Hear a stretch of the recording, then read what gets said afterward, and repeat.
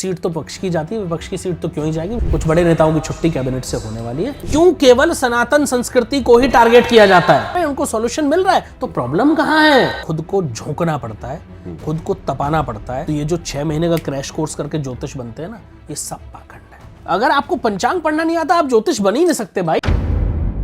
Sir, cabinet में कोई changes होते हुए आपको लग रहे हैं कि किसी की सीट चली जाए, पक्ष हो या विपक्ष हो, ज्यादा किसकी जाए? देखो, सीट तो पक्ष की जाती है, विपक्ष की सीट तो क्यों ही जाएगी? विपक्ष तो ऑलरेडी विपक्ष में है भाई, ठीक है। तो सीट तो जाएगी तो पक्ष की। हाँ, कुछ बड़े नेताओं की छुट्टी कैबिनेट से होने वाली है। तो सबसे पहले आपसे ये पूछना चाहता हूँ, बाबाओं को लेकर आप बोलते हैं, मेरे कई प्रश्न है उनको लेकर। पूछिए आपके जो प्रश्न आराम से। सबसे पहले बाबा बागेश्वर की तरफ चलते हैं। जी। वो कहते हैं कि भैया पर्ची दिखा देते हैं और पर्ची से फिर वो भविष्य वगैरह सब बता देते हैं, और वो तो गणना भी नहीं करते उस समय। वो चीज क्या है? कुछ ना कुछ तो उनके पास है।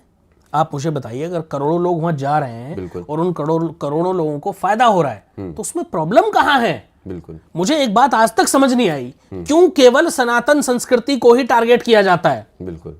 बाकी चीजों को क्यों टारगेट नहीं करते? मेरा एक सवाल रहता है सभी एंकर से, आपसे भी मेरा निवेदन है भाई, क्यों केवल सनातन पर ही टिप्पणी करी जा रही है? अगर वहां करोड़ों लोग जा रहे हैं, उनकी आस्था वहां से जुड़ी है और उनका भला हो रहा है, उनके काम बन रहे हैं, उनको सॉल्यूशन मिल रहा है, तो प्रॉब्लम कहां है? बताइए आप मुझे। प्रॉब्लम कहीं भी नहीं है, सॉल्यूशन मिलना चाहिए। एट द एंड रिजल्ट का खेल है। लेकिन एक ये चीज आप मानते हैं कि उनके पास कोई शक्ति है? कुछ ना कुछ तो जरूर है भाई। मैं पर्सनली उनसे मिला नहीं हूं, कभी मिलूंगा तो जरूर पूछूंगा, लेकिन व्यक्तिगत रूप से मैं उनका सम्मान करता हूं और सनातन के लिए बड़ा अच्छा वो अपने विचार रखते हैं। तो और कुछ ना कुछ तो जरूर है। बिना कुछ हुए आदमी करोड़ों की भीड़ में किसी के बारे में बता दे, ये तो आसान तो नहीं है। आप और मैं तो नहीं बता पाएंगे भाई। तो कुछ ना कुछ तो जरूर है। बिल्कुल।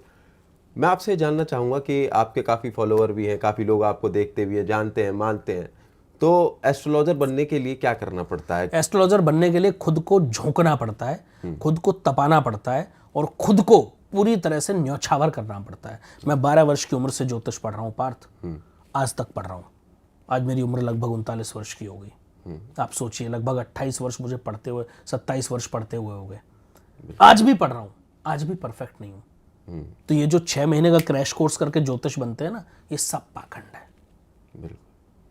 जो आके बता कितने ऐसे ज्योतिषी, मैं आपको क्या बोलूं, मैं नाम नहीं लेता किसी का भाई, कितने ऐसे ज्योतिष मार्केट में हैं जिनको पंचांग पढ़ाना नहीं आता।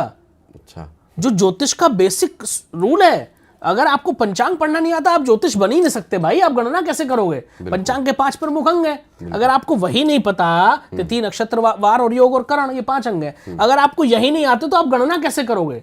तो वो जो ज्योतिष बन रहे हैं ना, 6 महीने का क्रैश कोर्स करके, साल भर का क्रैश कोर्स करके, वो डायरेक्ट प्रेडिक्शन सीखते हैं, वो गणनाएं नहीं सीखते। और फिर वो क्या करते हैं, एक इस ज्योतिष की भविष्यवाणी सुनी, 2 उसकी सुनी, 3 उसकी सुनी, उसमें से अपना कुछ मिलाया, कंक्लूड करके बोल दिया। फिर अंत क्या होता है वो आप सबके सामने